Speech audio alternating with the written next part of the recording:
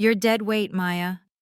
My father's words cut through the birthday cake and candles like a knife, and I remember sitting there at our dining room table on April 15th, 2016, my 18th birthday, watching his mouth form those words, while my mother nodded in agreement and my older brother Daniel smirked into his wine glass.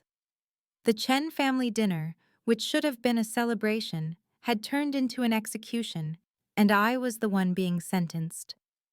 My father, Robert Chen, sat at the head of the table in his custom suit, fresh from another day running Chen Family Manufacturing, the regional business my grandfather had started and that he'd built into a multi-million-dollar operation.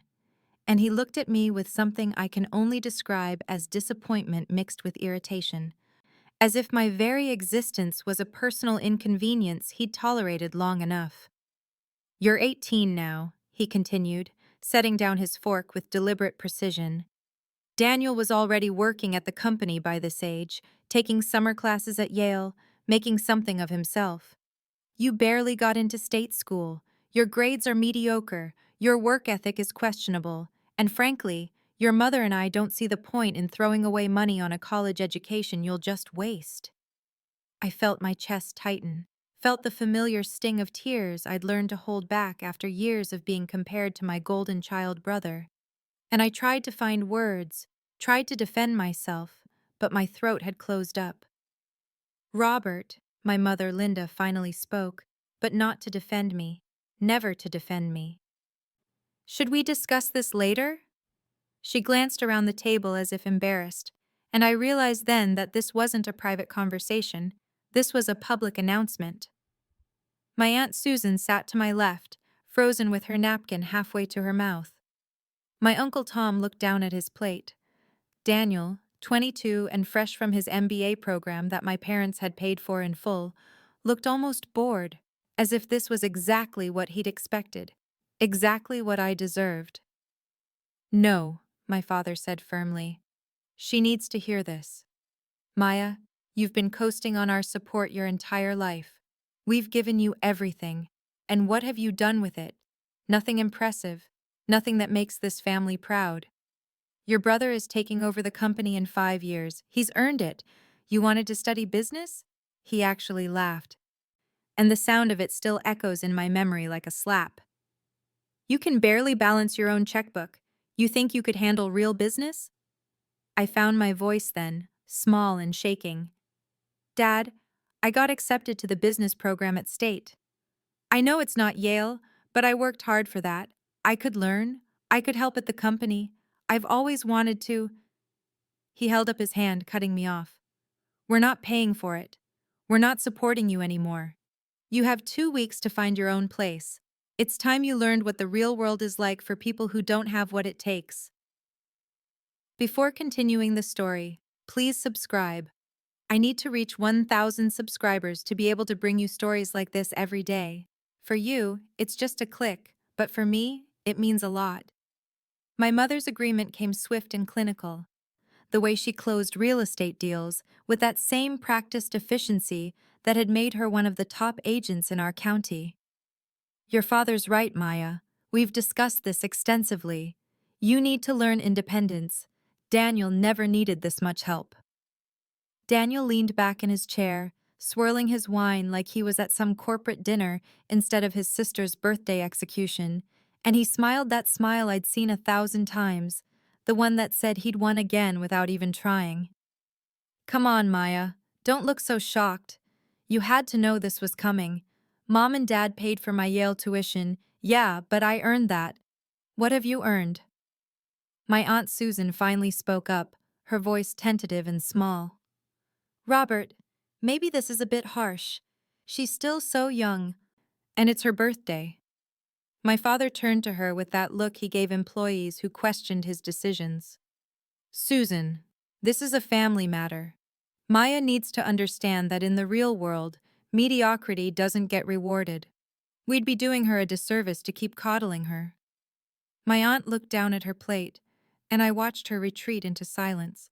And something broke inside me then, seeing that even the people who might have cared couldn't stand up to my father's certainty that I was worthless. I tried again, my voice breaking. Please, Dad, Mom, I can do better. I'll work harder. I'll get a job and pay for school myself. Just please don't make me leave. This is my home. My mother sighed like I was being deliberately difficult. Maya, you're 18. Legally an adult. Most people your age are already out on their own. 2 weeks is generous. I looked at Daniel, desperate, thinking maybe my brother would remember when we were kids, when we used to play together before everything became a competition I couldn't win, but he just shrugged. You'll figure it out. Or you won't. Either way, not really our problem anymore. That night, after everyone had left, and the house fell into the cold silence that would characterize my final 2 weeks there, I packed my things in my bedroom while tears streamed down my face, and I tried not to make any noise because I knew somehow that crying would just prove them right, that I was weak, that I couldn't handle the real world. I had 3 suitcases, a backpack, my laptop that I'd bought myself with money from my high school job at the library, my clothes, some books, the few things that mattered. I checked my bank account on my phone, $127.43. I had $127.43 to start my entire life. The next 2 weeks were a special kind of hell, walking through that house like a ghost, eating meals in my room because sitting at the family table felt like volunteering for more humiliation, listening to my parents discuss Daniel's latest triumph at the company, how proud they were, how bright his future looked. I remembered being 7 years old and bringing home a spelling test with a gold star, so proud, and my father barely glancing at it before turning back to 10-year-old Daniel's science project. I remembered being 13 and making the JV volleyball team, rushing home to tell everyone, and my mother saying, "That's nice, honey," before spending an hour on the phone bragging to relatives about Daniel making varsity baseball. I remembered being 16, sitting at dinner, suggesting an idea I'd had about streamlining the inventory system at my father's company, something I'd thought about carefully, and my father had actually laughed, looked at my mother, and said, "Maybe stick to girl things, Maya. Business isn't really your strength." Every achievement I'd ever had was diminished, every effort dismissed, every dream treated like a childish fantasy that I'd eventually outgrow.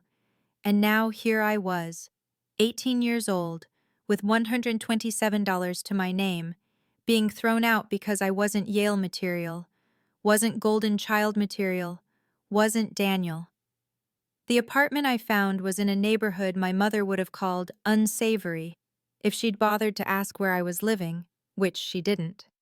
It was a studio on the third floor of a converted building on the east side of town, $450 a month plus utilities, and I remember standing in the doorway that first day with my 3 suitcases and backpack, looking at the water stain on the ceiling shaped like a map of some country I couldn't name, the radiator in the corner that looked like it hadn't worked since 1985, the single window that faced a brick wall exactly 4 feet away, and thinking, this is it.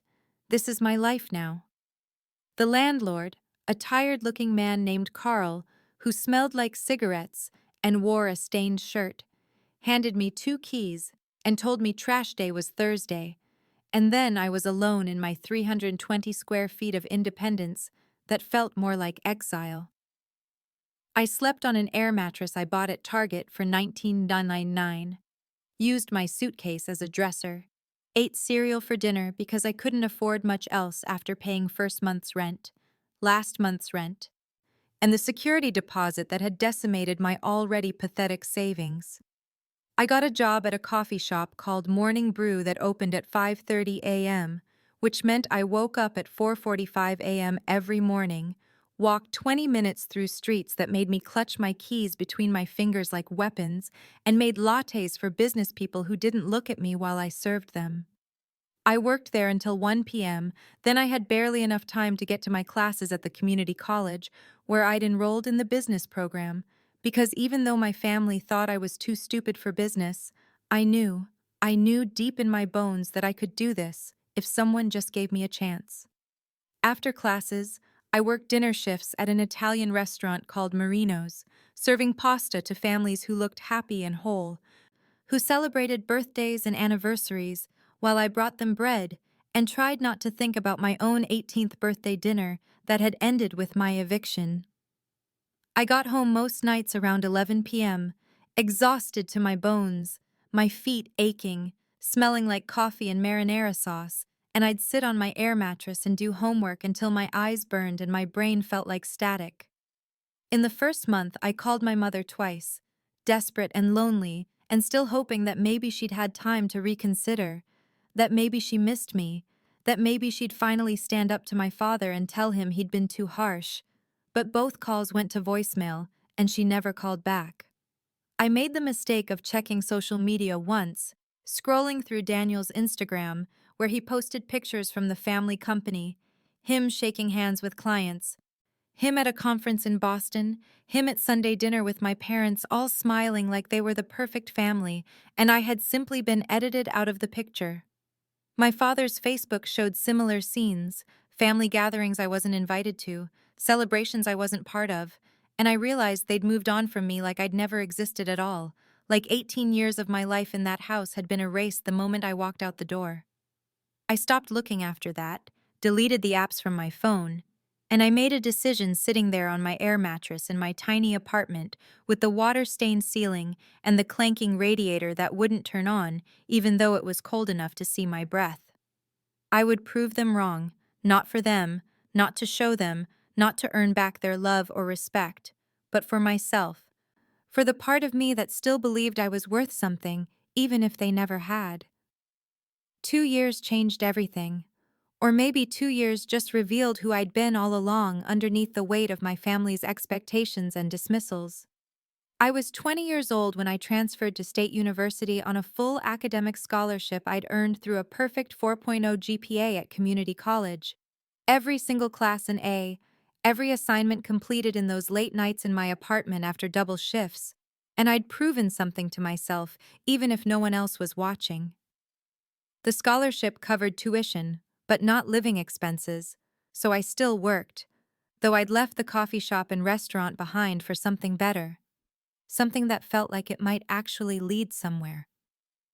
I got a job as an administrative assistant at Richardson Manufacturing, a small firm that produced industrial components, the kind of unglamorous business that made the parts that made other things work, and I started at $15 an hour, answering phones and filing paperwork and making coffee for meetings I wasn't important enough to attend.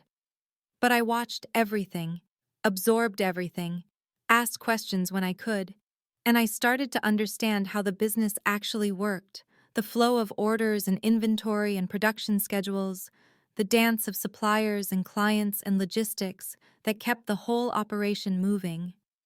My boss, Mr. Richardson, was in his early 60s, a man who'd built his company from nothing over 30 years, and he had kind eyes and a patience I wasn't used to, and he actually listened when I spoke, which was so foreign to me that the first few times he asked my opinion on something I thought it was a test or a trick. 3 months into the job, I was organizing files in the inventory system, and I noticed something wrong, a discrepancy in the numbers that didn't make sense. Components listed as delivered but not reflected in the warehouse counts. And I spent my lunch break tracing the error back through weeks of records until I found it. A supplier who'd been billing for full shipments but delivering partial ones. And when I brought it to Mr. Richardson with the documentation I'd compiled, my hands shaking because I was terrified I'd overstepped or gotten it wrong, he looked at the papers for a long time, and then looked at me and said, "Maya, you just saved this company $15,000. How would you like to learn this business for real?" That's when everything shifted, when he started mentoring me, giving me projects beyond my job description, teaching me about supply chain management and client relations and operational efficiency, and I soaked it up like I'd been dying of thirst my whole life, staying late into the evening after my classes, filling my apartment with business textbooks and industry journals, studying manufacturing processes and logistics theories, while my radiator clanked and my secondhand coffee maker dripped. I remembered being 16, sitting at the dinner table, suggesting to my father that his company could save money by consolidating suppliers for their raw materials, something I'd thought about after reading an article in a business magazine I'd bought with my allowance. And he'd actually laughed, looked at my mother with that knowing smile, and said, "Maya, stick to girl things, honey. Business isn't really your strength."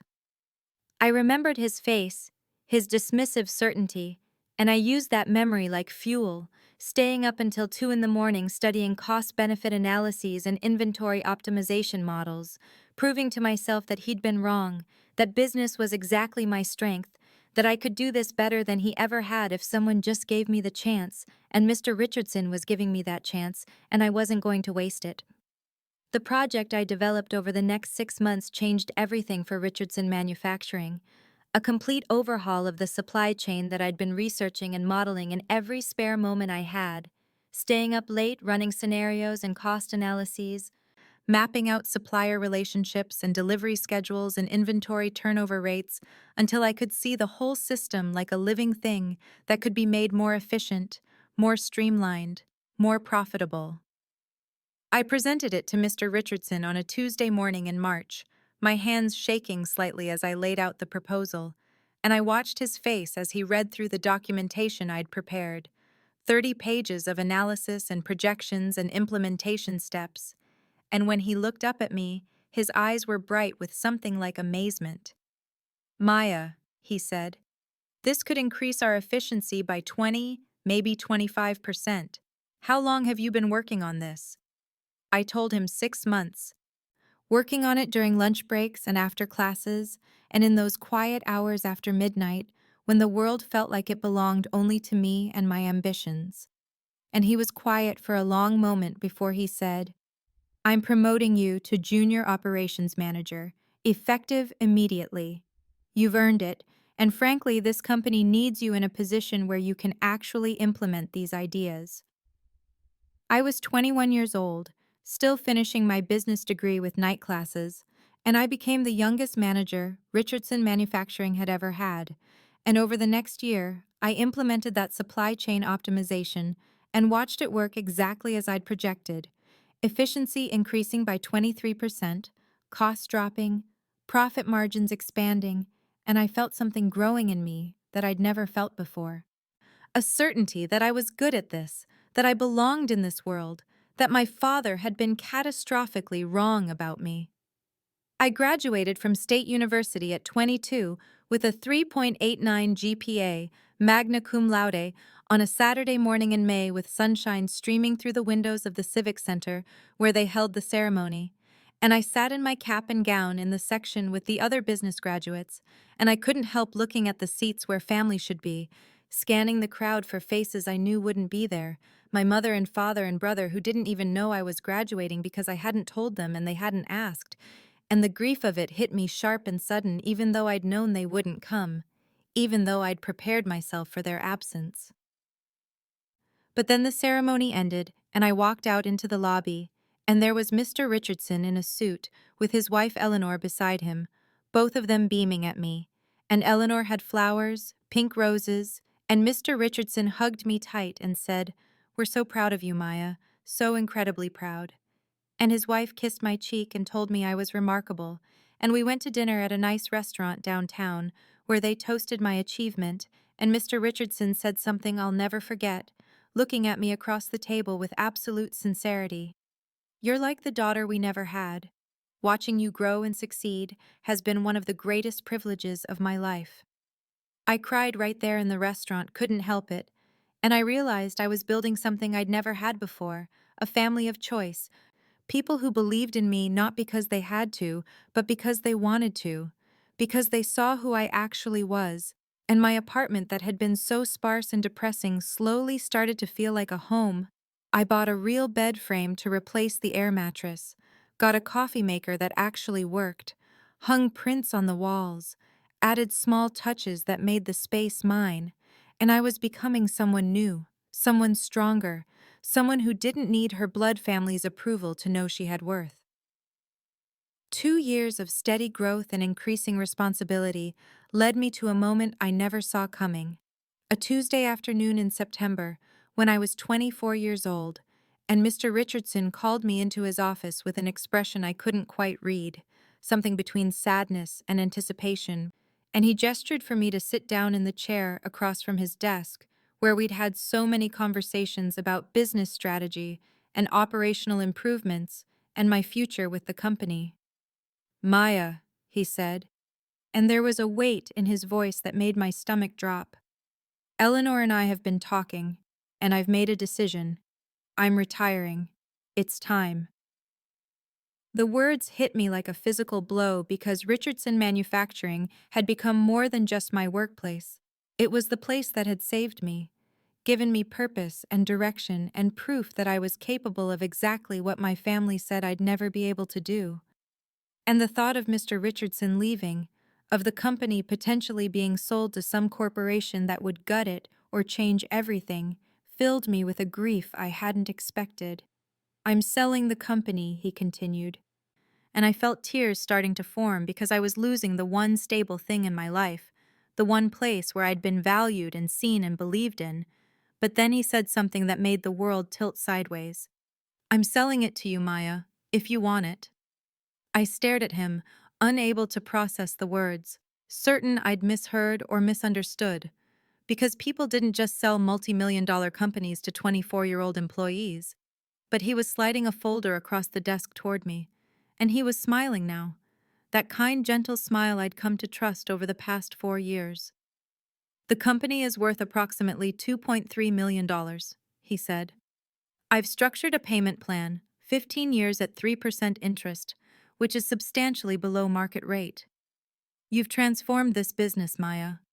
The efficiency improvements, the new clients you've brought in, the operational strategies you've developed, you've increased our value by 40% in just 2 years. You've earned this, and more importantly, you're the only person I trust with my legacy." I couldn't speak, couldn't do anything but sit there with tears streaming down my face while he explained the terms, the monthly payments I could afford from the company's revenue, the transition period where he'd stay on as an advisor, the lawyer he'd already consulted to make sure everything was structured fairly and legally. And it was real. He was really giving me this chance, believing in me so completely that he was willing to stake his life's work on my ability to lead. "Why?" I finally managed to ask. And he looked at me with such warmth and certainty that I felt something break open in my chest. Some last wall I'd been holding up against hope. "Because you've already proven you can do this," he said. "Because watching you grow has been one of the greatest joys of my life. And because you deserve this chance that no one else was willing to give you. You're going to do extraordinary things, Maya. I want to be part of making that possible." 3 weeks later, on October 15th, I signed the papers that made me the owner and CEO of Richardson Manufacturing, sitting in a lawyer's office with my hand shaking so badly I could barely hold the pen, Mr. Richardson beside me beaming with pride. And when it was done and the company was officially mine, I walked into the office that was now my office, the CEO's office with the window overlooking the production floor, and I sat in the chair behind the desk and put my head in my hands and cried, remembering my father's voice telling me I was useless, dead weight, a waste of his money and time, and I thought about how catastrophically wrong he'd been, how I'd built this success from nothing, from $127 in my bank account, and a studio apartment with water stains, and a determination to prove that my worth existed, whether he could see it or not. And now I was here, 24 years old, and the CEO of a company worth $2.3 million, responsible for 38 employees and their families, and I had done this myself, and no one could ever take that away from me. The transformation happened gradually over 2 years, but the results were undeniable. Revolutionary strategies I implemented that modernized every aspect of Richardson Manufacturing, from our digital inventory systems to our client relationship management to our production floor efficiency protocols, and I expanded our client base aggressively, attending industry conferences and trade shows, cold calling potential partners, leveraging every connection I made to bring in new business. And the company responded to these changes like it had been waiting for exactly this kind of leadership, growing at a rate that shocked even me when I looked at the quarterly reports.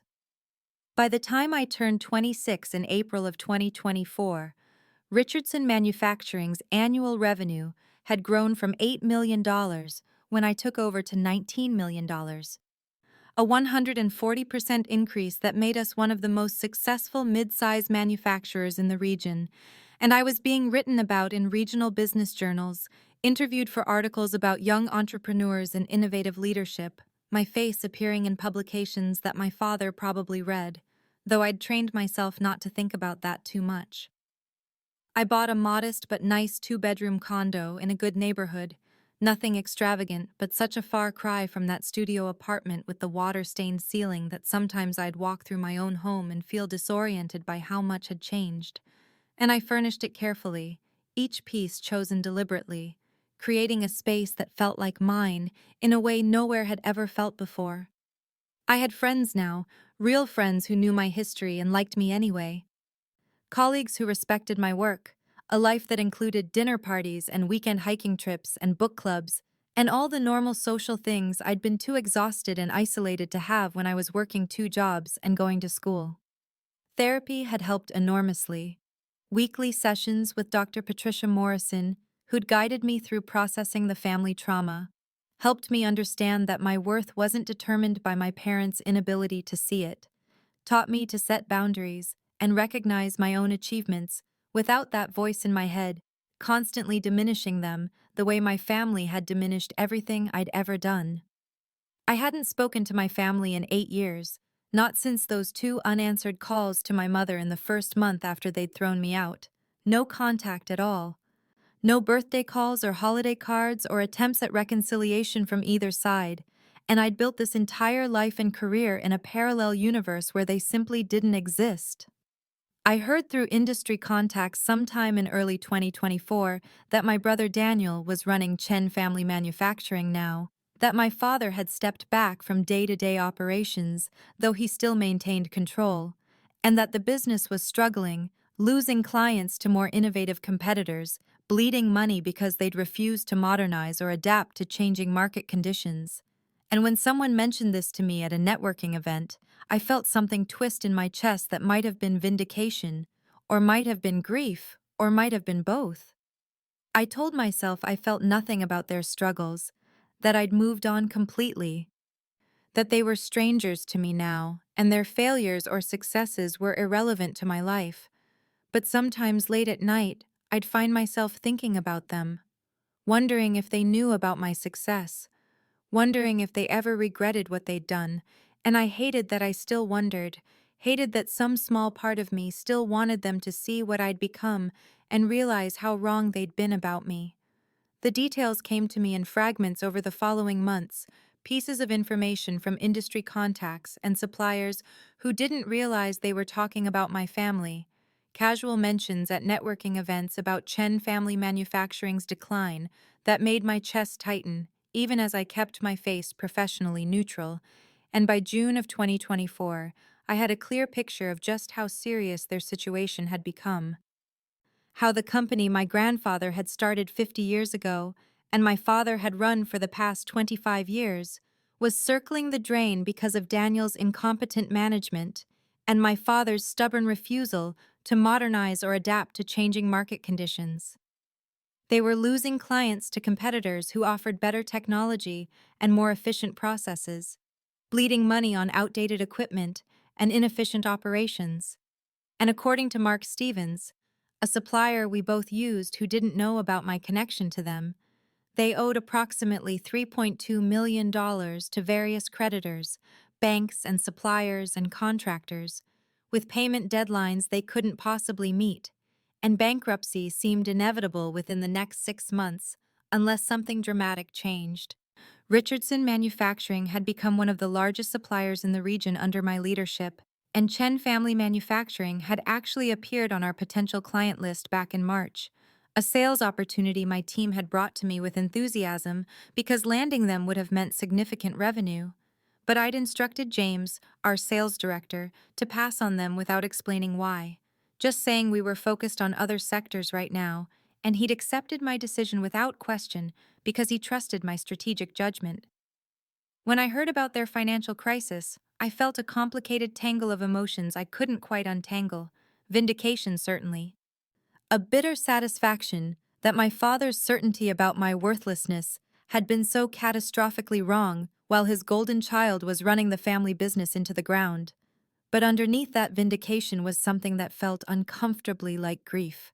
Like that 18-year-old girl who'd been thrown out on her birthday was still inside me somewhere, still wanting her family to succeed, still wanting to be part of something she'd been excluded from, and I hated that I felt anything at all about people who'd made it clear I meant nothing to them. I told myself I'd moved on completely, that their struggles were irrelevant to my life, that I felt nothing about the possibility of Chen Family Manufacturing disappearing, but in my therapy session with Dr. Morrison on a Wednesday afternoon in late June, I found myself talking about it, admitting that I'd been checking industry news sites obsessively for mentions of their company, that I'd driven past their facility twice in the past month just to see it, that some part of me I couldn't fully silence was still tied to them in ways I didn't want to acknowledge. "What do you think you're looking for when you check on them?" Dr. Morrison asked. And I sat there in her comfortable office with the plants on the windowsill and the soft gray couch I'd cried on so many times, and I admitted what I'd been avoiding. I want them to see what I've become. I want them to know they were wrong about me. And I hate that I still want that I still care what they think after everything they did. She looked at me with that gentle understanding that had helped me through so many revelations and said, "Wanting recognition from the people who should have given it to you isn't weakness, Maya. It's human. The question is whether you'll let that want control your decisions." I told myself I wouldn't, that I was past needing their validation, but I wasn't entirely sure I believed it. The Midwest Manufacturing Innovation Conference in Chicago was scheduled for July 18th, 19th, 2024, and I'd agreed to be a panelist on innovation in manufacturing, strategies for growth, months earlier, back when it seemed like just another professional obligation, another opportunity to network and raise Richardson Manufacturing's profile. But as the date approached, I felt an unexpected nervousness that had nothing to do with public speaking and everything to do with the fact that this was a major regional conference where everyone who mattered in Midwest manufacturing would be gathered, including quite possibly my family. Though I told myself the odds of running into them in a conference of 300 attendees were minimal, and even if I did see them, I was prepared, I was successful, I had nothing to be ashamed of or afraid of anymore. I flew into O'Hare on the afternoon of July 17th, took a car service to the Hilton Chicago where the conference was being held, checked into my room on the 14th floor with its view of the city skyline, and after unpacking and reviewing my presentation notes one more time, I decided to go down to the networking mixer in the hotel bar, the informal meet and greet the night before the conference officially started, where attendees could connect in a more casual environment. The bar was already crowded when I arrived at 7:30, clusters of people in business casual attire holding drinks and talking industry shop, and I'd just ordered a glass of wine and was scanning the room to see if I recognized anyone when someone bumped into me from behind, hard enough that I stumbled slightly, and a man's voice said, "Oh, sorry, excuse me," and I turned around and found myself face to face with my brother Daniel for the first time in 8 years. The recognition was instant and mutual, his eyes widening with shock as he took in my face. 8 years older, but unmistakably his sister. And for a long moment we both just stood there in the crowded hotel bar with the noise of conversation flowing around us, while time seemed to stop. And I watched him process my presence, saw the surprise and confusion, and then something that looked almost like embarrassment cross his face, before he rearranged his expression into something that resembled friendliness. "Maya," he said, and his voice was exactly as I remembered it. That tone of casual superiority that had colored every interaction we'd ever had. "Wow, I didn't expect to see you here. How have you been?" His tone was aggressively normal, like we'd just seen each other last month instead of 8 years ago, like our last interaction hadn't been him watching silently while our parents threw me out. And the sheer audacity of his casual friendliness made something cold settle in my chest. I looked at him carefully, really taking him in for the first time in almost a decade. And he looked older than I'd expected. 31 now, but looking closer to 40, with stress lines around his eyes and a tightness in his jaw that suggested he was carrying weight he didn't know how to put down. "I've been well," I said, keeping my voice neutral, polite, giving nothing away. "Are you here for the conference?" He nodded, too quickly, and I recognized the slight desperation in the gesture, the eagerness of someone who needed this event to matter. Yeah, trying to make some connections. You know how it is. The business. We're looking to expand our network, find new opportunities." He was talking too fast, his words tumbling over each other, and he took a long drink from his bourbon before continuing. "Are you working for someone here? Which company?" The assumption in his question was so perfectly Daniel, so perfectly aligned with every interaction we'd ever had, that I felt something that might have been anger, or might have been vindication, settle in my stomach. He'd looked at me, his sister, who he hadn't seen in 8 years, standing in business attire at a professional conference, and his first assumption was that I was someone's assistant, someone's employee, someone insignificant enough to be beneath his real notice. I could have corrected him right then, could have told him exactly who I was and watched his face change, but something made me hesitate, made me want to see how far his condescension would go. "I work in manufacturing," I said vaguely, which was absolutely true and completely uninformative. "What about you? How's the family business?" His face tightened at the question, and I saw real worry flash across his features before he tried to cover it with false confidence. And he launched into a monologue that I recognized as the kind of desperate networking pitch he'd probably been giving everyone he met, about market challenges and unfair competition and the difficulties of running a legacy business in a changing economy. And I stood there sipping my wine and listening to him talk, asking occasional questions that encouraged him to continue, watching him reveal more than he intended about just how dire Chen family manufacturing situation really was, and the entire time he barely looked at me, barely registered me as anything more than a polite stranger willing to listen. And I realized that even now, even after 8 years, he still couldn't see me as anything other than what he'd always seen: his lesser sister, unimportant, unremarkable, not worth his full attention.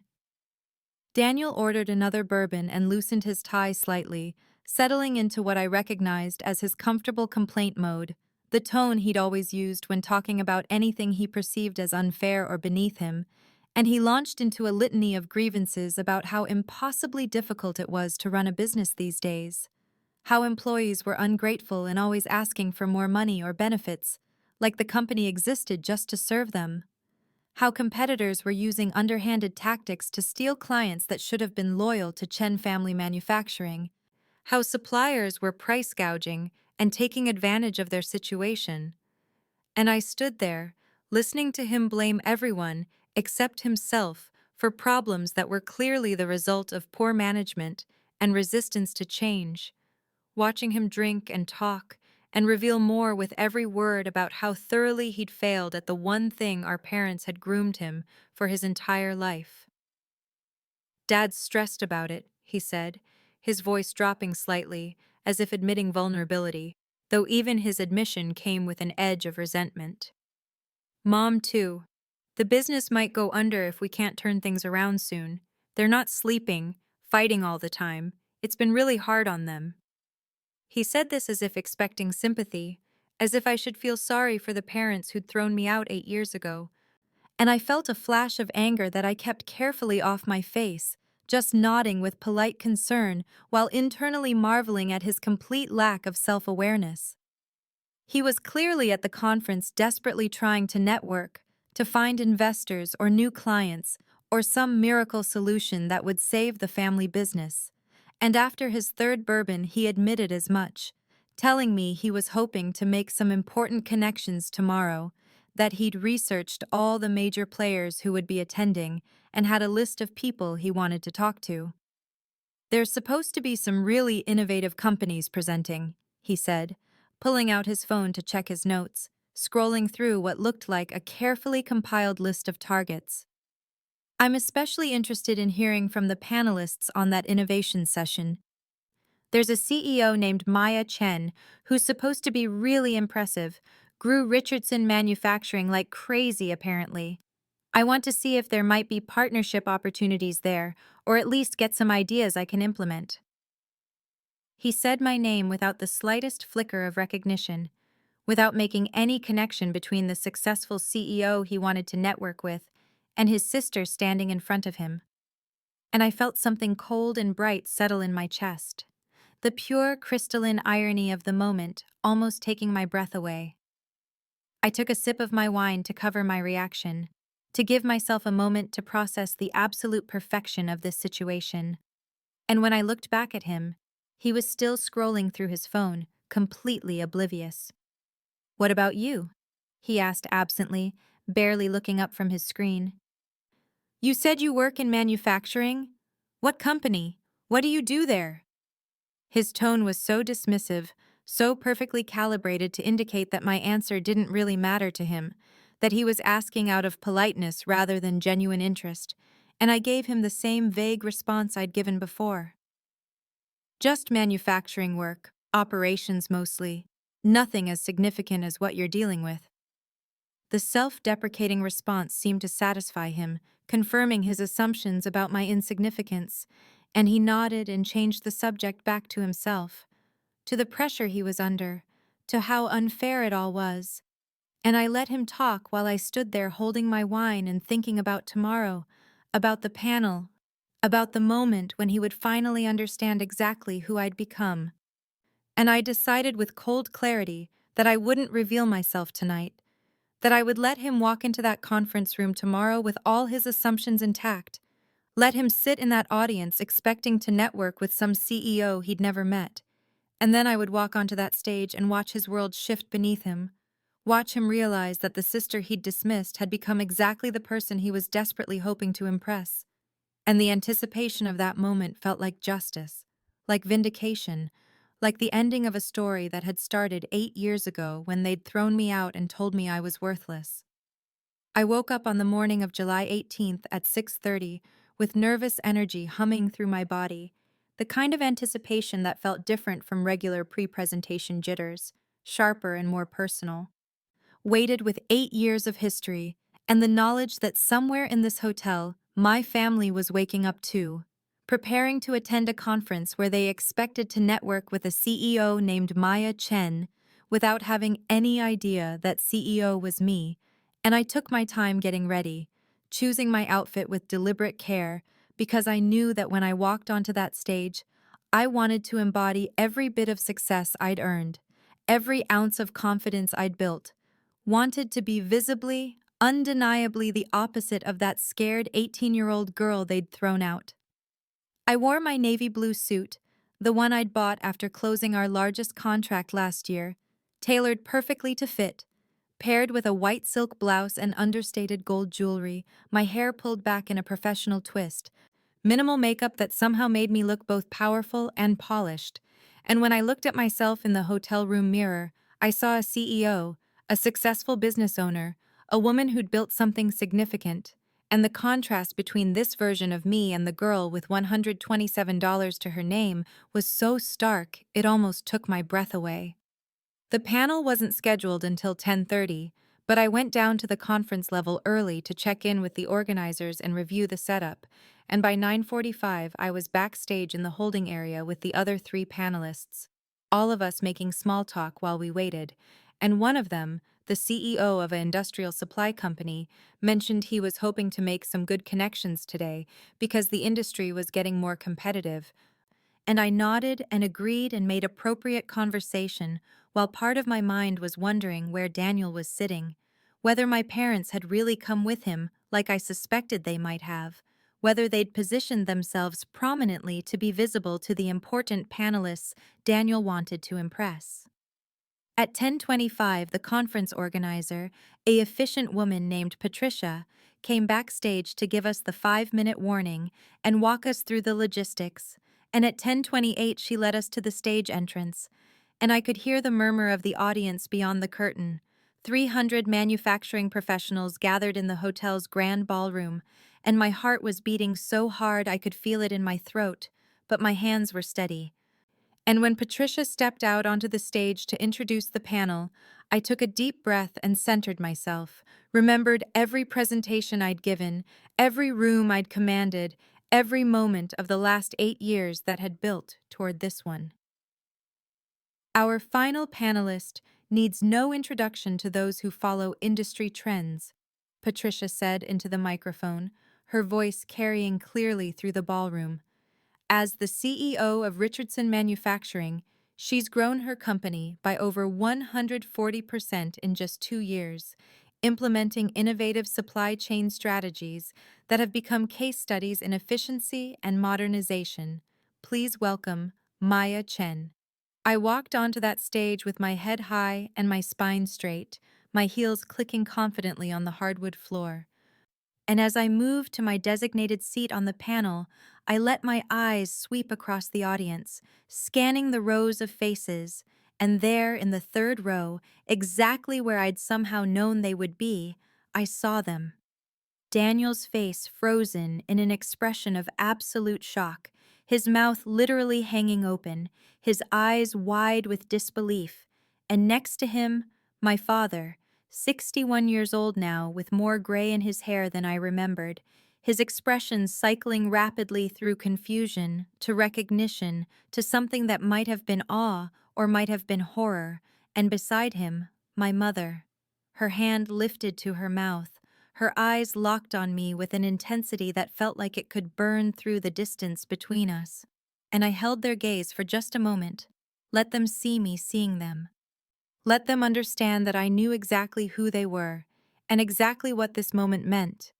And then I smiled professionally, took my seat, adjusted my microphone, and turned my attention to Patricia as she began outlining the panel's format, while in the third row, my family sat in stunned, absolute silence, finally understanding exactly who their useless daughter had become. The panel discussion began with Patricia asking each of us to introduce our companies and share our backgrounds, and I spoke clearly and confidently about Richardson Manufacturing's growth trajectory, about the strategies we'd implemented to modernize operations and expand our market reach, about the importance of investing in people and technology simultaneously.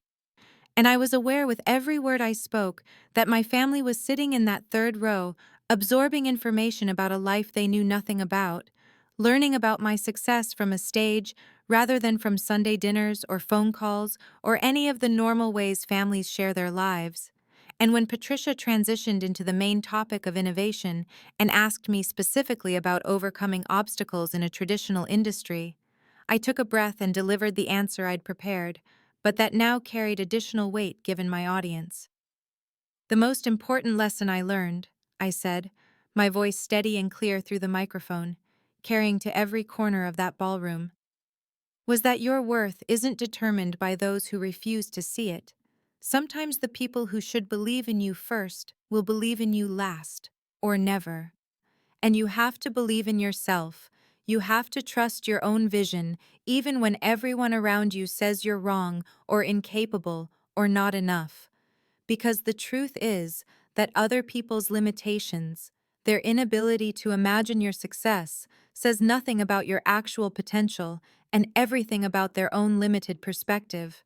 I didn't look at my family when I said it, kept my eyes on Patricia, and then scanning across the broader audience, but the words hung in the air, pointed and deliberate, and I continued talking about specific business strategies, about the supply chain optimization that had been my breakthrough at Richardson, about the importance of data-driven decision-making combined with willingness to take calculated risks, and the audience was engaged, leaning forward, several people taking notes, and the other panelists built on my points, and we had a genuinely interesting discussion about innovation and leadership and the changing manufacturing landscape, and it was exactly the kind of professional triumph I'd worked 8 years to achieve.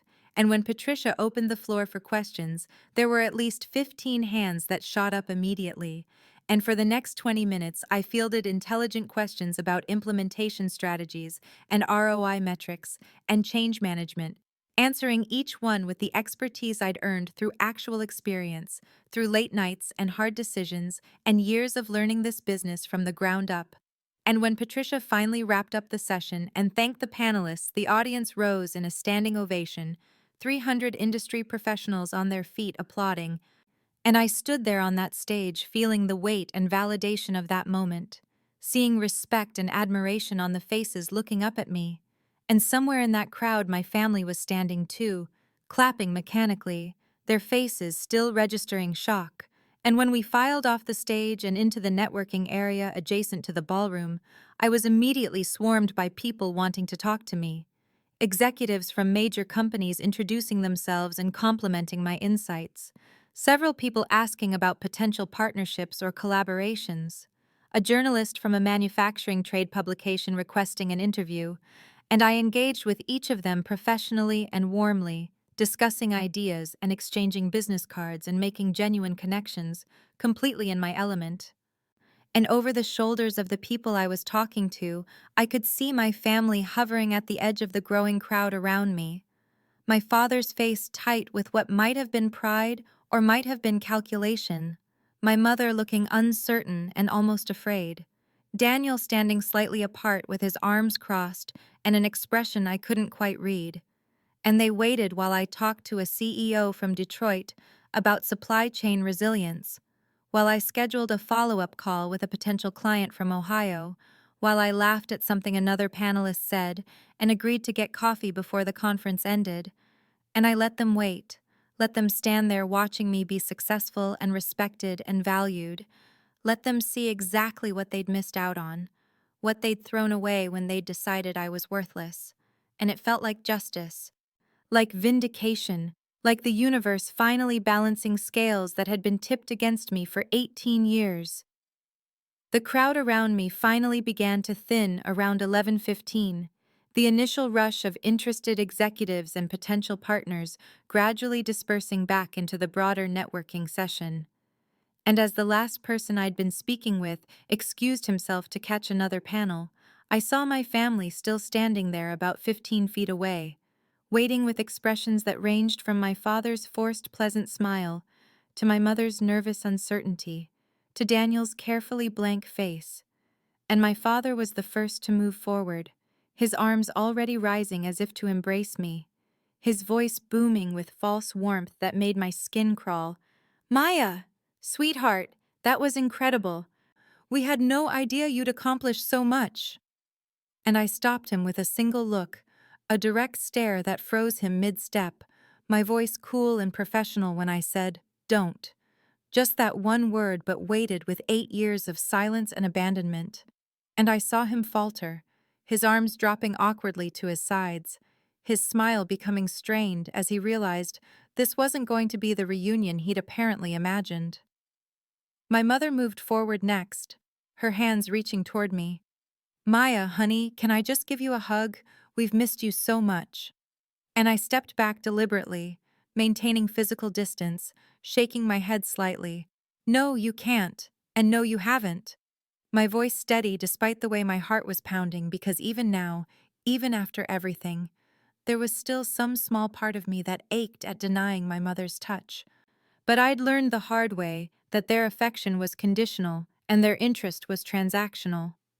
Daniel tried a different approach, his tone casual, as if we'd just seen each other last week rather than 8 years ago. "Maya, come on. I know it's been a while, but we've been wondering about you, thinking about reaching out." And I felt something hot and sharp flare in my chest at that particular lie, at the casual way he tried to rewrite our history, and I couldn't let it stand.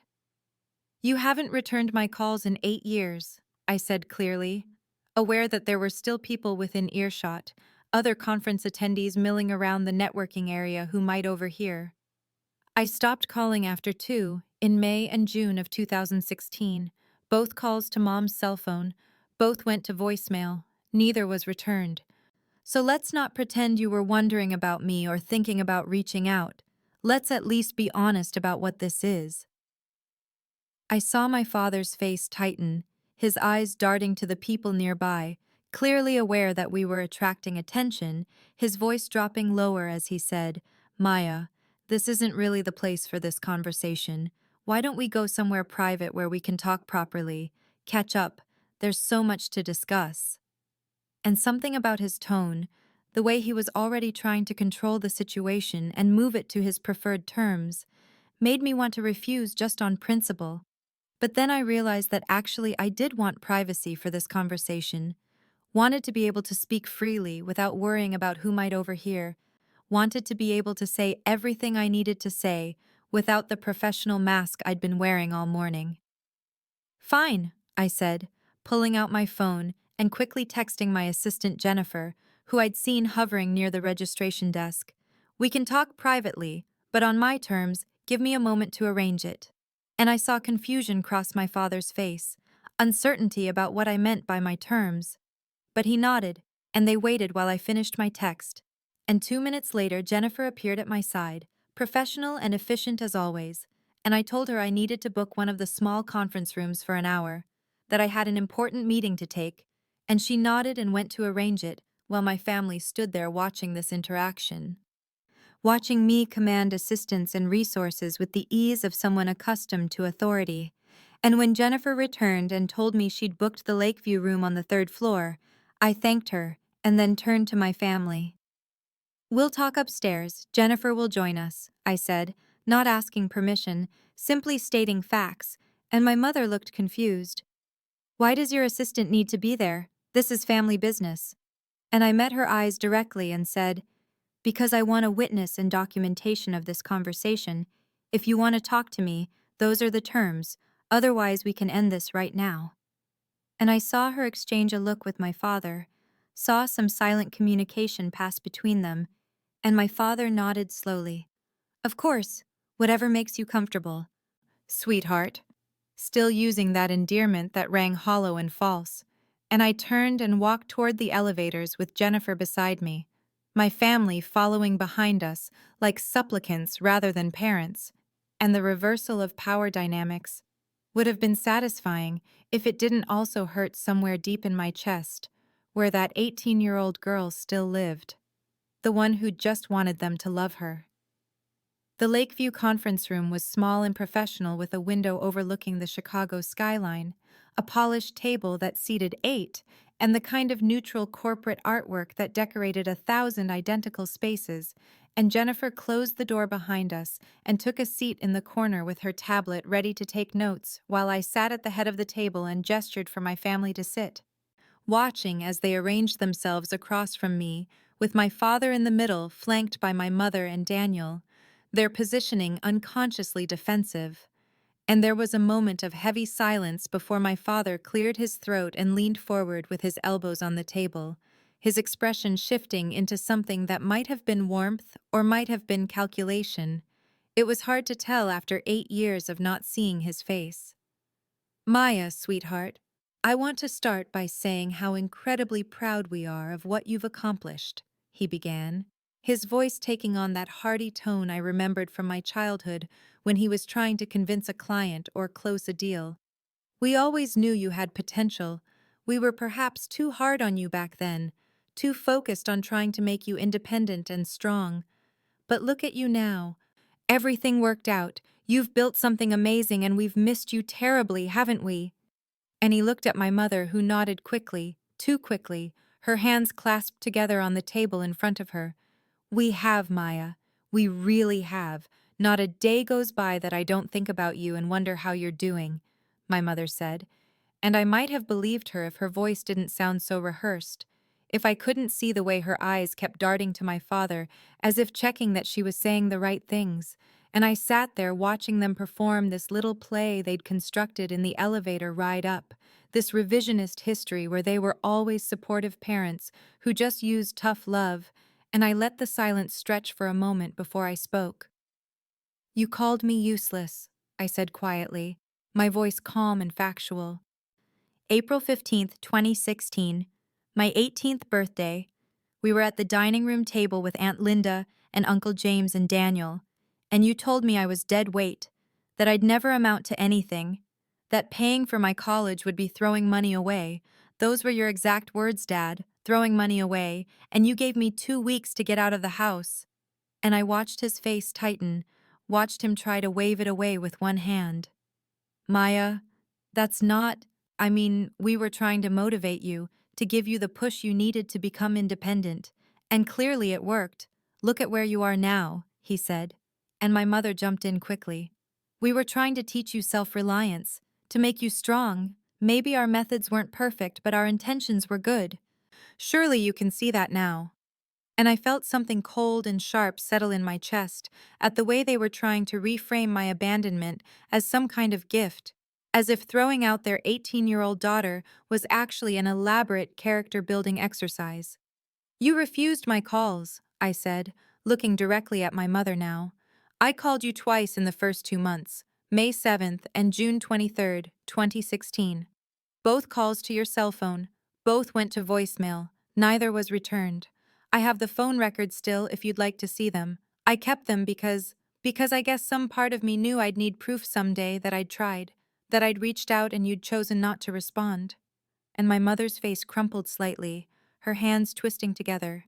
But she didn't deny it. Couldn't deny it because we both knew it was true. Daniel had been mostly silent up to this point, sitting with his arms crossed and his eyes on the table, and I could see embarrassment in the set of his shoulders, in the way he wouldn't meet my gaze. But my father was leaning back now, seeming to decide that the reconciliation approach wasn't working, and it was time to get to business, time to get to the real reason they'd waited outside that ballroom to talk to me. Maya, look, maybe we made mistakes. Maybe we handled things badly when you were younger, but we're here now, we're trying, and the truth is, we need your help, he said, his tone shifting into something more direct and transactional. Chen Manufacturing is going through a difficult period. The economy has been tough. Competition has increased. We're facing some financial challenges, and we thought, well, you're so successful now, maybe you could give us some advice. Or maybe Richardson Manufacturing could partner with us on some projects. It could be mutually beneficial. And there it was, the real agenda. Stripped of all the pretense about missing me or being proud. They needed something, and they thought I'd give it to them because we shared DNA. Because somewhere in their minds, the word family created an obligation that superseded 8 years of silence and rejection. I listened to their pitch with the same professional attention I gave to any business proposal, my face composed and analytical as my father laid out the details of Chen Manufacturing's financial situation, and the numbers were worse than I'd heard through industry gossip. $3.2 million in debt, spread across multiple creditors, with payment deadlines approaching in the next 90 days. Orders down 47% from their peak 3 years ago. Key clients lost to competitors who'd modernized their operations and pricing structures, and as he talked, I could see the desperation creeping into his voice, despite his attempts to frame it as a temporary setback, as a challenge that just needed some strategic thinking and capital injection to overcome. It's the business your grandfather started, my mother added when my father paused, her voice carrying a plea that made something twist in my chest because she knew exactly what strings to pull, what legacy to invoke. 60 years of history, Maya. Generations of our family. We can't just let it die. And you have the resources now. You have the expertise. Surely for family you could find a way to help us. Maybe Richardson Manufacturing could partner with Chen Manufacturing on some projects. Or you could consult for us. Give us advice on modernization, and she looked at my father as if seeking permission to continue. Or maybe there could be some kind of merger or acquisition. You could bring us under your company's umbrella. I asked specific questions then, my voice calm and businesslike, asking about their current client base and their production capacity and their workforce size and their equipment age. And I watched my father's posture shift as he answered, watched him sit up straighter and lean forward more confidently as if my questions meant I was considering helping them, as if my professional interest was the same as agreement. And he started speaking more freely, more demandingly, his tone shifting from supplication to something closer to expectation. You could buy us out entirely, he suggested, his hands gesturing expansively, as if he was presenting a generous opportunity rather than asking me to rescue his failing business. Pay off our debts, acquire our assets. We'd be willing to stay on in consulting roles, of course. Help with the transition. Daniel knows the clients and the operations. Or if you don't want full acquisition, you could give us a loan. Better terms than the banks are offering. Family rates.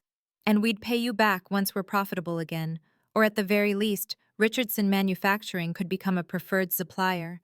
Give us favorable pricing that would help our margins. My mother jumped in again, her voice taking on that particular tone I remembered from childhood when she was trying to convince me of something. It would actually be good for your reputation, Maya, to help your family. People respect that kind of loyalty, that kind of values. Imagine the press. Successful young CEO saves her family's legacy business. It's a wonderful story, and it's the right thing to do. We're your parents. We're your blood. The word family kept appearing in their pitch like a talisman they thought held power, like a contract I'd signed by being born that obligated me to save them from the consequences of their own decisions. And I sat there listening and taking mental notes and feeling something cold and clear settle in my chest. And then Daniel spoke for the first time since we'd entered this conference room.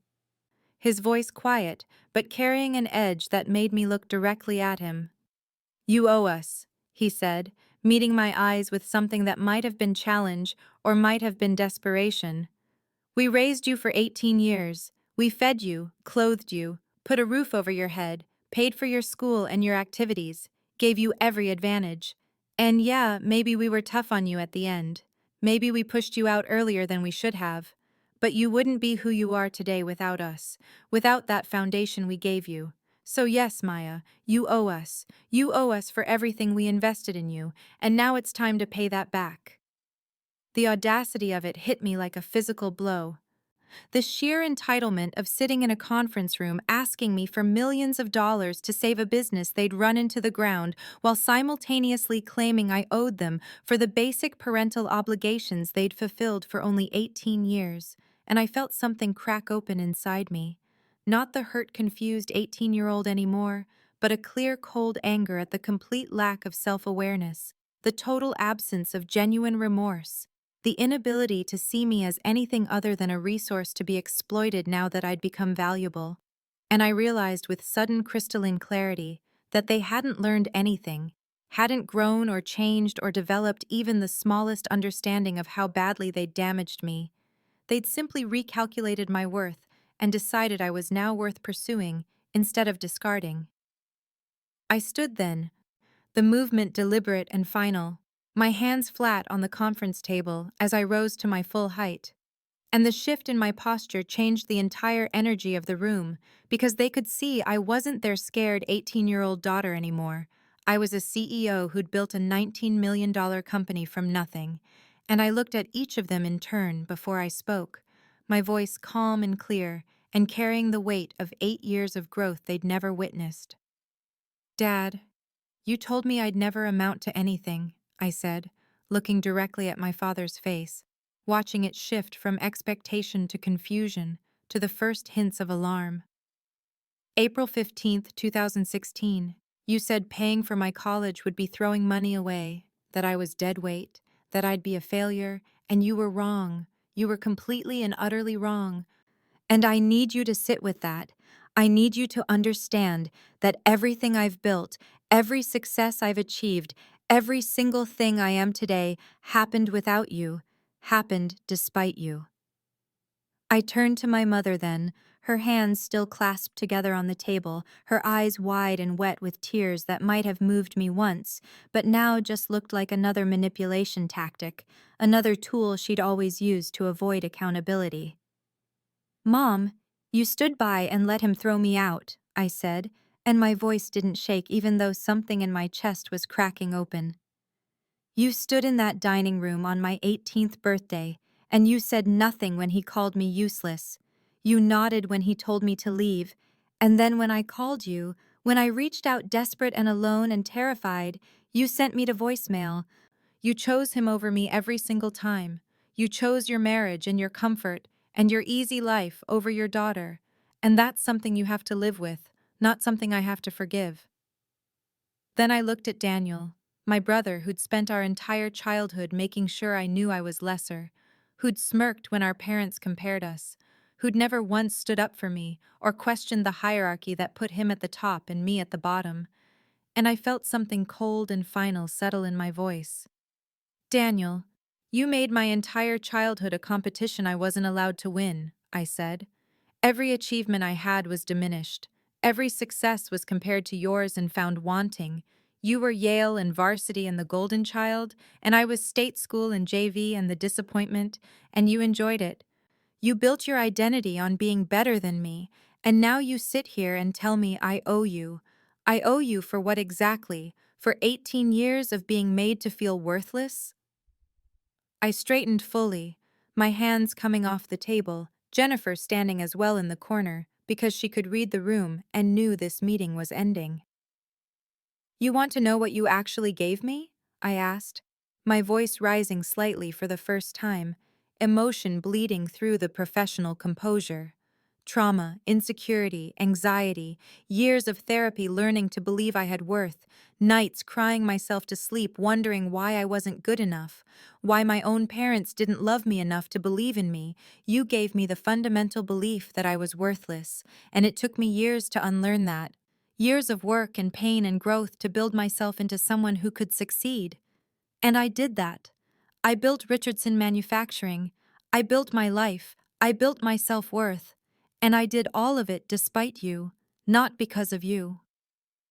My father's face had gone red, his jaw tight, and I could see anger replacing the supplication, because men like him didn't handle rejection well, didn't know what to do when people refused to give them what they wanted, and his hands slapped the table as he half rose from his chair.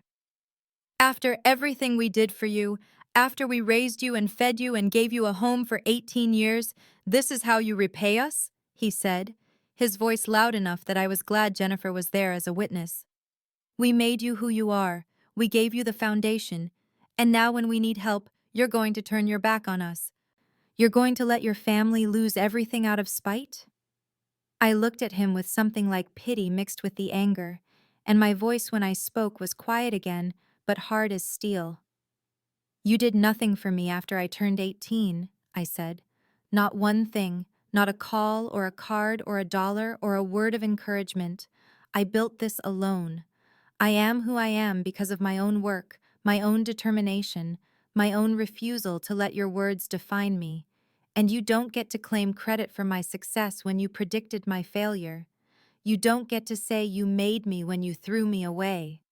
The silence that followed my words hung heavy in the conference room for maybe 3 seconds before my mother's face crumpled and she started crying, her hands coming up to cover her mouth as tears spilled down her cheeks. And I stood there watching her cry and feeling nothing except a distant curiosity about whether this was genuine grief or strategic manipulation, and the answer that settled in my mind was probably both. Probably she really was sad, but also she'd learned decades ago that tears were effective tools for avoiding accountability and getting what she wanted. I'm your mother, she said through her tears, her voice breaking on the words as she looked up at me with red-rimmed eyes. Doesn't that mean anything to you, Maya? Doesn't that relationship matter at all? I carried you for 9 months, I raised you, I was there for every scraped knee and every bad dream. Doesn't any of that count for something? Are you really going to throw away your entire family over one mistake we made 8 years ago? I felt something twist in my chest at her words, because she was good at this. She'd always been good at finding the exact pressure point that would make me doubt myself. But I'd spent years in therapy learning to recognize these tactics, learning to separate genuine emotion from manipulation, and I kept my voice steady when I responded. It should have meant something to you, I said, looking directly at her tear-stained face. It should have meant something to you 18 years ago when Dad called me useless and you said nothing. It should have meant something every birthday you didn't call, every Christmas you didn't invite me to, every milestone you missed, because acknowledging my existence was inconvenient. Being my mother should have meant something to you when it mattered, when I needed you, not now when you need me.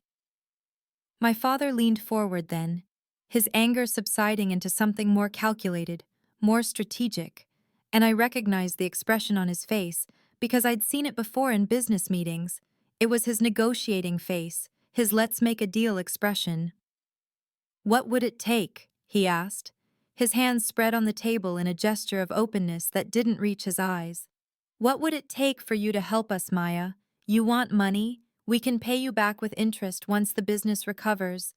You want recognition? I'll tell everyone in the industry how successful you are. I'll admit I was wrong about you. I'll do interviews saying you're brilliant, whatever you need, just name your price. Everything's negotiable."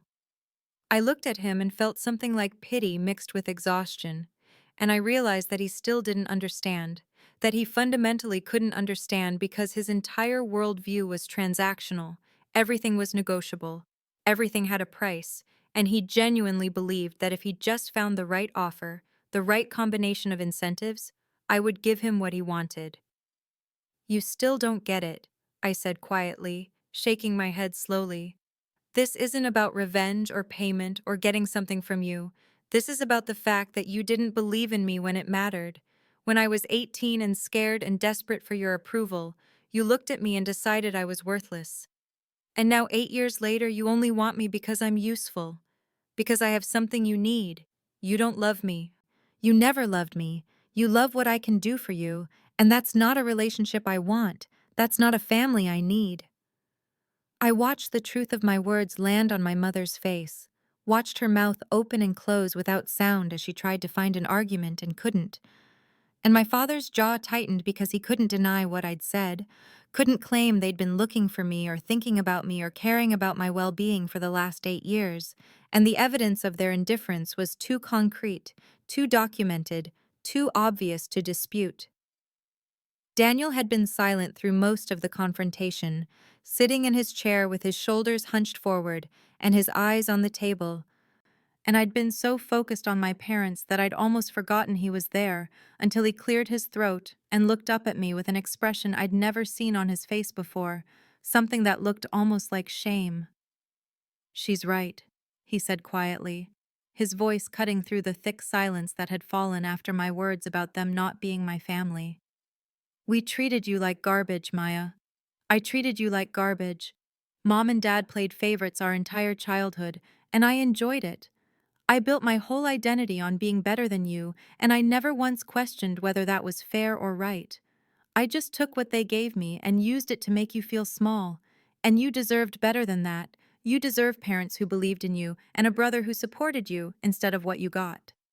I stared at him, surprised by the admission, because Daniel had never been one for self-reflection or accountability, had spent our entire childhood and his adult life blaming others for problems and taking credit for successes, and this moment of honesty was so unexpected that I didn't know quite how to respond to it. "You're successful now, and we're failing, and that's not some cosmic accident. That's cause and effect," he continued, still looking at me with those tired, honest eyes. "You worked hard because you had to. You learned because you had no safety net. You made good decisions because you couldn't afford to make bad ones. And I coasted on Dad's money and his name and his connections, and I never learned how to actually run a business. And now the consequences of all those years of favoritism are playing out exactly like they should." My mother made a small sound of protest, but Daniel shook his head, finally looking at her with something sharp in his expression. "It's true, Mom. You know it's true. You and Dad handed me everything and told me I was brilliant and never made me work for anything. And you threw Maya out and told her she was worthless. And look how we both turned out. Look at who actually built something real," he said, then turned back to me. "I'm not asking you to forgive us or help us or have a relationship with us. I'm just saying you're right. We treated you terribly, and you don't owe us anything. And if I could go back and be a better brother, I would. But I can't. So all I can do is admit that you deserved better." I felt something shift in my chest at his words. Not forgiveness exactly, but a kind of acknowledgement that at least one person in this room understood what they'd done. At least one person wasn't trying to rewrite history or manipulate me into compliance, and I nodded slowly at him. "I appreciate the honesty, Daniel. I do. But it doesn't change my decision," I said, my voice gentle but firm. "You're right that I deserved better, and I'm glad you can see that now. but I spent 8 years building a life without you, without any of you, and that life is good and whole and healthy, and letting you back in would mean risking all of that, would mean opening myself up to people who hurt me deeply, and I'm not willing to do that, not even with an apology, not even with acknowledgement. My father's chair scraped loudly against the floor as he stood abruptly, his face red and his jaw tight, and I could see he'd reached the end of his patience with this conversation, reached the point where the mask of reconciliation was slipping away to reveal the anger underneath. "So that's it then," he said, his voice loud and sharp. "You're going to let us lose everything. You're going to stand by and watch your family's business collapse, the business your grandfather built, the business that put food on your table and clothes on your back for 18 years. You're going to let it all go under because we hurt your feelings 8 years ago. Is that really the kind of person you've become?" I looked at him and felt nothing but a kind of distant pity mixed with exhaustion, and I realized that he would never understand, that his worldview was too narrow and too transactional to grasp that some things couldn't be fixed with money or deals or negotiations. "If you don't help us, we'll lose everything," he said, his voice rising as if volume could accomplish what reason hadn't. "Is that what you want, Maya? Do you want to see your family destroyed? Do you want to be responsible for us losing your grandfather's legacy? Because that's what will happen. We'll lose the house and the business and everything we've built, and it'll be on you. You'll have to live with that." I picked up my portfolio from the table, Jennifer immediately moving toward the door because she could read my body language and knew we were leaving, and I looked at my father one last time before I spoke. "You're not my family," I said, and my voice was calm and clear and final. "You're people I'm related to, people who share my DNA. But family is more than biology. Family is the people who believe in you and support you and love you, even when you have nothing to offer them. Family is the people who show up when it matters. And you had 18 years to be my family. You had 18 years to see me and value me and believe in me, and you chose not to. You chose to throw me away when I turned 18, and that was your choice, not mine." My mother started to speak, but I held up my hand, not ready to hear whatever justification or plea she was preparing. "My family is Mr. Richardson, who gave me a chance when I had nothing. My family is the people who work for me, who believed in my vision. My family is my friends who supported me through the hard years. My family is the people I've chosen who chose me back. And you're not part of that. You forfeited that right when you decided I was worthless," I said. Then I looked at each of them one final time. "My decision is final. I'm not giving you money or advice or a partnership or anything else. Richardson Manufacturing will not be working with Chen Manufacturing. I will not be bailing you out or saving your business, and this is the last conversation we'll have about this," I said, my hand on the door handle as Jennifer opened it. "I wish you well. I genuinely hope you find a solution to your financial problems, but that solution won't involve me, and now I need to get back to the conference. I have meetings with people who actually value my time." I walked out of that conference room with Jennifer right behind me, and the last image I had of my family was the three of them sitting at that table in stunned silence, my father's face red with impotent anger, my mother's streaked with tears, and Daniel's oddly calm and resigned. And then the door closed behind us, and I was walking down the carpeted hotel hallway with my head high and my shoulders back, and I realized that I'd just done something I'd needed to do for 8 years. I'd told them the truth and held my boundary, and refused to let their emergency become my responsibility, and it felt terrifying and liberating in equal measure. I made it back to my hotel room on shaking legs, Jennifer walking beside me in professional silence, until we reached my door, and she asked quietly if I needed anything, and I shook my head and thanked her and told her I'd see her tomorrow at the morning panel. And then I was alone in my room with the door closed behind me, and the careful control I'd maintained throughout that confrontation just shattered like glass. I started crying before I even made it to the bed, deep shaking sobs that came from somewhere in my chest that I'd kept locked down for 8 years. And I sank onto the edge of the mattress with my face in my hands and let myself break apart because I'd just done the hardest thing I'd ever done, and my body needed to release all the tension and fear and grief I'd been holding. It felt good and terrible at the same time, cathartic but devastating, like I was mourning something I'd never actually had. And after maybe 20 minutes of crying, I managed to pull myself together enough to find my phone and call Dr. Martinez, my therapist, knowing she'd said I could call any time if I needed to during this conference weekend.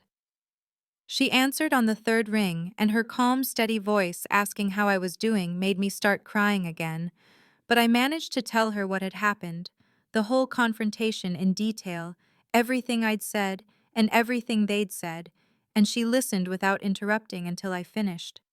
"Maya, I'm so proud of you," she said, and something in my chest loosened at her words. "You held your boundary, you spoke your truth, you didn't let them manipulate you into taking responsibility for their choices. That takes tremendous strength, and you did it." We talked for 45 minutes, processing everything I was feeling, the grief for the parents I'd wanted but never had, the anger at their entitlement, the complicated mix of relief and sadness that came with finally closing that door completely. And by the time we hung up, I felt steadier, more grounded, more certain that I'd made the right choice even though it hurt. My phone started buzzing with texts around 7 that evening, and I looked at the screen to see messages from my father, my mother, and Daniel coming through one after another. My father's texts were angry, telling me I was selfish and ungrateful, that I'd regret this decision, that I was destroying the family and I'd have to live with that.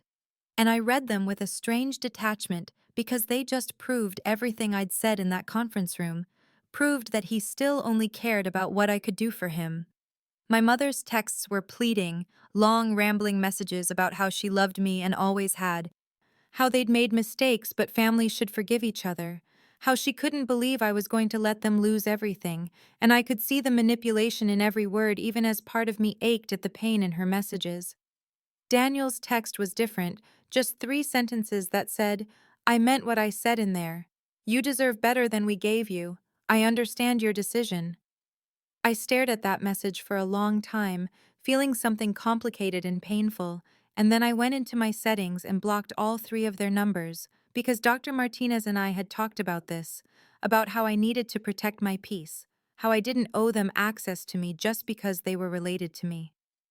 The next day, I finished the conference, delivered my morning panel presentation on supply chain innovation to an engaged audience, networked with executives who wanted to discuss partnerships and opportunities, and flew home that evening, and sitting on that plane watching the city lights disappear below me, I felt something I hadn't expected to feel. I felt lighter. 3 months after the Chicago conference, I stood in my corner office on the third floor of Richardson Manufacturing, looking out at the parking lot below, where our newly expanded fleet of delivery trucks bore the company logo I'd redesigned 2 years ago, and I was holding a copy of Forbes magazine with my face on the cover under the headline, 30 Under 30, Entrepreneurs to Watch.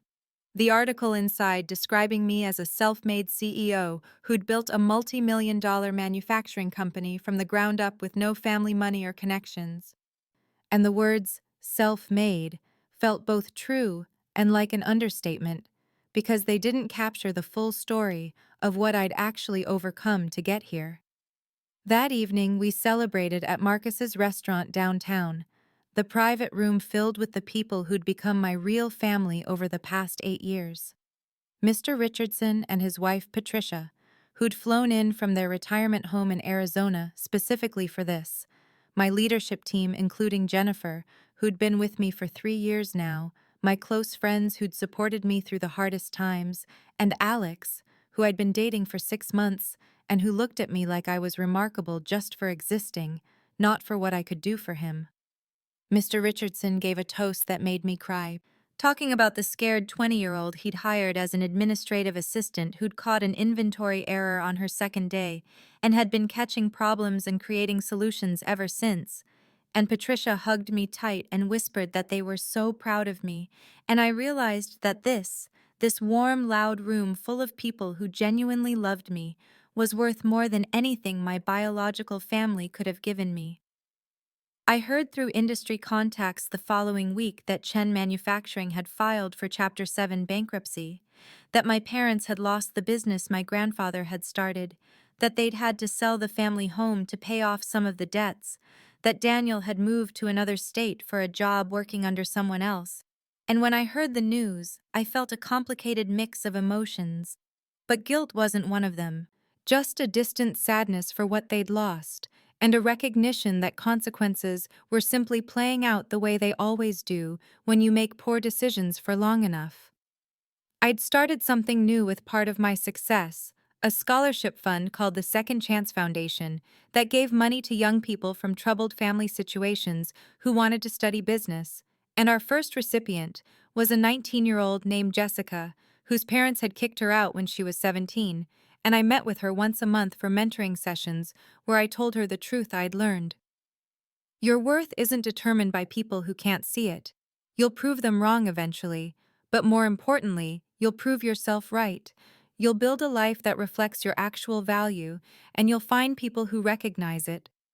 And the opinions of people who rejected you will matter less and less until one day you'll realize you're free. The last time I thought about my biological family was a quiet Saturday morning in my condo, sitting on my couch with coffee and the newspaper, reading an article about generational businesses that failed to adapt, and I realized I felt nothing but peace about my decision. No regret or second-guessing or wondering if I should have helped them, just a calm certainty that I'd made the right choice for myself. And I looked around at the life I'd built, the success I'd earned, the love I'd found, the peace I'd created, and I understood that I'd accomplished something more important than professional success. I'd built everything I needed, including the love and validation I'd once desperately sought from people who couldn't give it. And I'd learned that the most important belief wasn't theirs in me, but mine in myself. And sitting there in the home I'd bought with money I'd earned through work I was proud of, surrounded by evidence of a life well lived and freely chosen, I realized something profound and simple. I was finally, completely, entirely free.